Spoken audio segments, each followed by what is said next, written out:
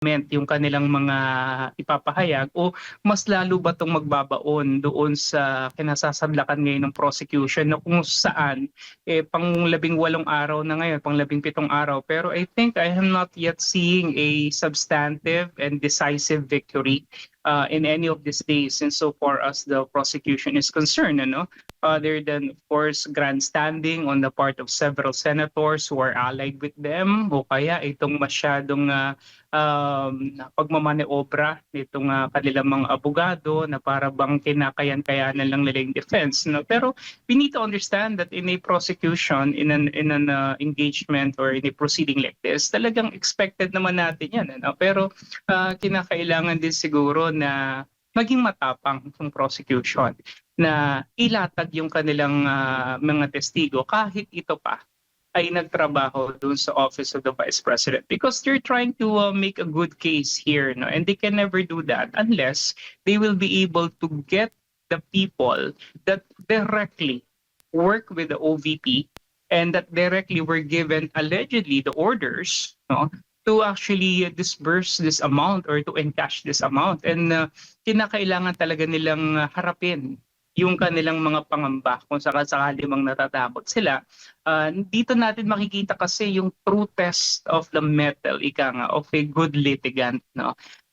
Kung papaano niya talaga ilalatag yung tamang mga tanong para ma-extract yung mga sagot na gusto niya malaman o makuha from a witness to ascertain na hindi ito nagsisinungaling or to find flaws or inconsistencies dun sa kanyang mga magiging sagot. Oo.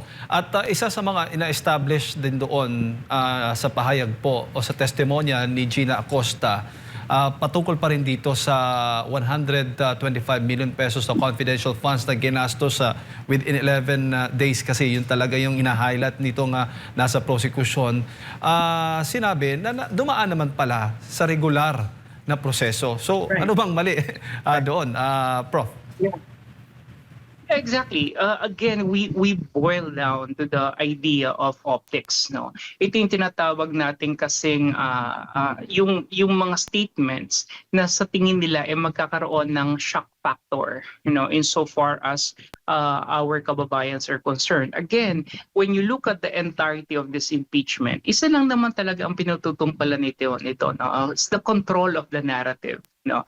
Yung pagbato ng mga akusasyon kahit wala naman talagang sapat na batayan at sapat na basihan para lang talaga ipin down yung ating ikalawang pangulo. And again, I always say this, no, this is really in preparation for 2028 elections. Make no mistake about it. Well, anyway, at any rate, siguro kinakailangan din naunawaan ng ating mga kababayan, and I think many of our countrymen are actually slowly grasping the full extent of the approach and the characteristic nung atake na ginagawa rito ng prosecution, na yun nga, they're making a very big issue out of something na kung tutuusin talagang procedurally tama naman at wala naman talagang nilalabag, no? Pero kasi kapag inilatag nila doon sa kanilang mga pahayag, sa kanilang mga soundbites, parang lumalabas na merong irregularidad na nangyayari, which I think from the get-go, and I think even the presiding officer already is consistent that there's really no irregularity. It's just that yun nga, yung shock factor, no, para bang ginugulat yung publiko na merong ganito. Pero kinakailangan maunawaan din natin mga kababayan na lahat ito po ay kasama doon sa konteksto at konsepto ng isang confidential fund, no? Kasi it will not be a confidential fund if all these elements are not present in the first place. And this is what the prosecution is trying to magnify, telling us na merong hindi tama, na may illegal, may irregular, pero in reality there's none, no? Kaya nga sa totoo lang, this impeachment trial, when you look at the outlying context of this proceeding, para talaga tayong nag-aaksaya ng pera, nagsasayang ng oras, nag-aaksaya ng panahon sa isang paglilitis na kung tutuusin kaya naman talagang unawain, no?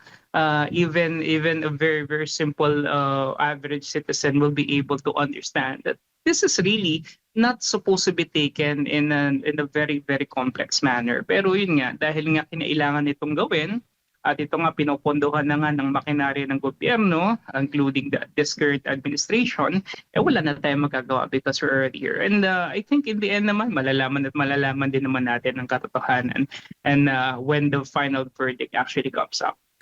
Opo, at laging binabalik-balik yung mga pangalan, no, ng mga alias, Prof, nitong lalo na itong mga senator judges pa, ano, doon sa mga katanungan nila dito sa testigo. Pero alam naman natin na talagang normal at hindi naman mismo yung circular na sinasabi, binabanggit doon, ay hindi naman nagsasabi, hindi naman nagbabawal na hindi pwede gumamit ng alias, ganito, ganyan. Pero parang pinapalaki yung issue, Prof, na parang big deal ang paggamit ng pagong, pusa. So, ano bang masasabi mo sa mga ganyan pong mga katanungan ng ating mga senator judges pa? Well, in the first place, I think it demonstrates the stupidity of our judges, no, especially those people who are actually seeing these things. Kasi nga in the first place, talagang na-establish na yun eh. Alam na natin at alam na dapat nila yon. Pero yun nga, dahil nga sa gusto nilang ipakita at magkaroon ng panggulat sa publiko, no, bakit nandito itong mga pangalan na to, no? Bakit hindi yung mga totoong pangalan? Well, in fact, the idea of confidentiality is to conceal the identity of the people. Otherwise, it will no longer be confidential and the operations that are in line with this disbursement of funds may be compromised. No?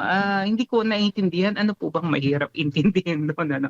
I think siguro sarado lang talagang isipan ng ating mga senator judges dito. No? And they even resort to grandstanding and even bullying yung ating mga testigo, which I think it's not supposed to be the case. I think Senator Irwin Tulfo and Senator Rapi Tulfo still believes that the Senate is still a continuation or an extension of their radio broadcast.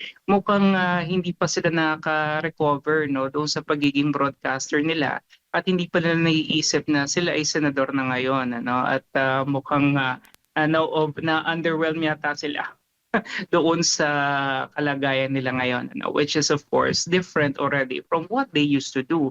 Ang akin, kung talagang gusto nilang mag-resort pa rin doon sa mga ganon na mga atake, those virulous attacks, against people, I think they need to go back to their previous job as broadcasters, at hindi na dito sa Senado nila dadalhin itong mga ganitong antics because it does not add anything to this proceeding, I would say, and to call the witness as stupid or any of these derogatory remarks, I think is very unbecoming of a senator of the Republic.